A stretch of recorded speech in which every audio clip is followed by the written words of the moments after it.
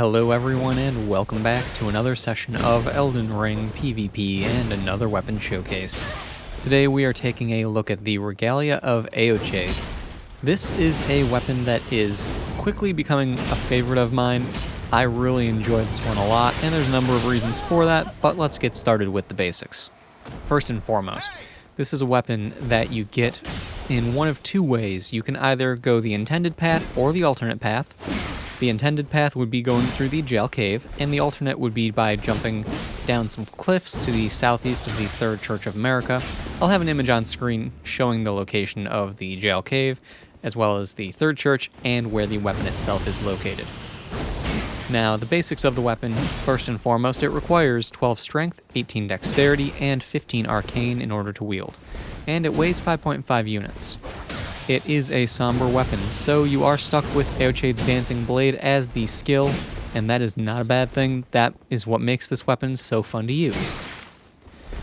At plus 10, it will have a physical base damage of 218, a magic base damage of 139, a D scaling in strength, C scaling in dexterity, and a C scaling in arcane. And that C scaling in arcane is a higher tiered C scaling, so keep that in mind when you are distributing your stats for this weapon. Now, the pros of the weapon. There are a number of them. The biggest of them would be Eochaid's Dancing Blade, but that's a whole thing that we're going to break down in a minute here. Other pros outside of that would include the fact that it just has a good moveset overall. The straight sword moveset is phenomenal. It's decent at chasing people down. Your rolling attacks and crouch attacks are a poke, and that's extremely good to have. Your R2s when one-handed are also a poke. The running attacks I've found to be quite good as well, especially the running R2. I've found that people, when you are running at them with that R2, they underestimate how far away from you they need to be in order to actually not be hit. So I found that the running R2 works out pretty decently, to be honest. But that's it for the basic pros of the weapon. Let's talk about the skill. Eochaid's Dancing Blade is phenomenal, and there's a number of reasons for that, and I'm not fully taking advantage of it in this video. That's something I want you guys to keep in mind. I'm not optimizing for the skill on this weapon as much as I could, and it does significant damage even without being fully optimized. So, this weapon, it clearly has thrusting attacks. It's pretty straightforward. You can see it doing them. And because of that, normally, I would recommend something like the Spear Talisman. But this is a rare exception where I would think that the Spear Talisman actually is one of the worst options that you could take. And the reason for that is because when the skill throws the sword out there and it goes into the drill mode, every single spin of that counts as a hit. So what that means is that you can stack this weapon with the Rotten Winged Sword Insignia and Millicent's Prosthesis. What those two do is they will increase the amount of damage you deal after a certain amount of hits in quick succession are done. That's great because the spin on the drill goes so fast, you basically instantly build up to that max buff. So that's a great thing right off the bat. That's one of the ways that you want to optimize with this weapon. That's by having both of those on. The other two that you would want to use with it, if you're really truly optimizing for the skill, is of course the Shard of Alexander. That'll boost your skills across the board for all weapons and all skills. That's always a good thing to have. But also because you can charge it, the Godfrey Icon.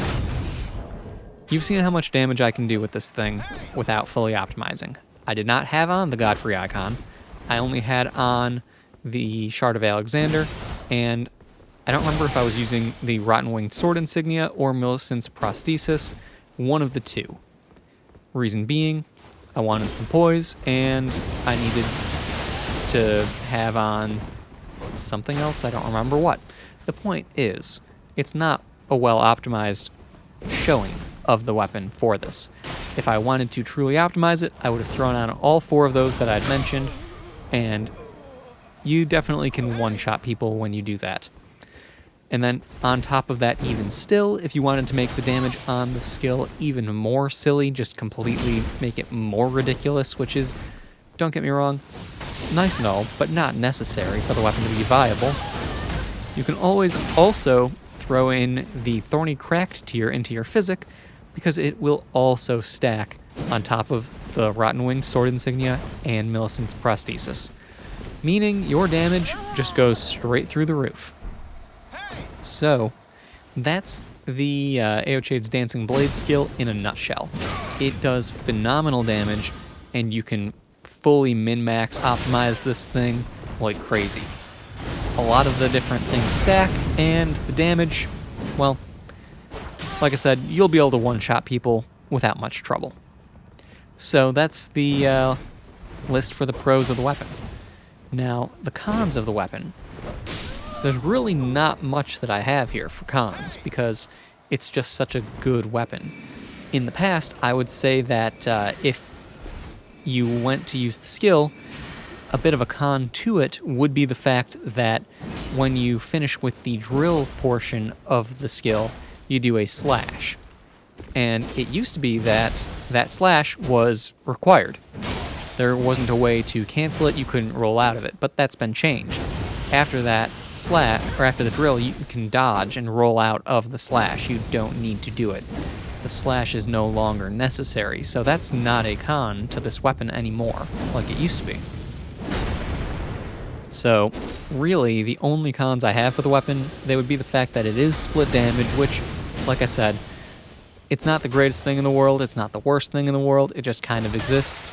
On the bright side, it's not split damage with fire, because that's really, objectively, the worst of the split damage types. And lightning, I would say, is probably the best of the split damage types, but regardless, it's magic split damage, which isn't terrible. And then, the only other con that I can really come up with is that it's kind of short, I guess. So, you know, it's a sword. It's fine. It's not a great sword, and that's all well and good. So realistically, though, the only cons that I have for this weapon are completely solved by the existence of the Marius Executioner's sword. It has the same skill, it has all the same benefits. The only downside with that one instead is that it's going to be a bit slower because it's a greatsword. But either way, that's a conversation for when we get to that weapon. That all said, I hope you guys have enjoyed this one, found it helpful in one way or another. If you have, then please do all of the YouTube things, feed the algorithm for me, like, subscribe, all that good stuff, and I'll see you all next time.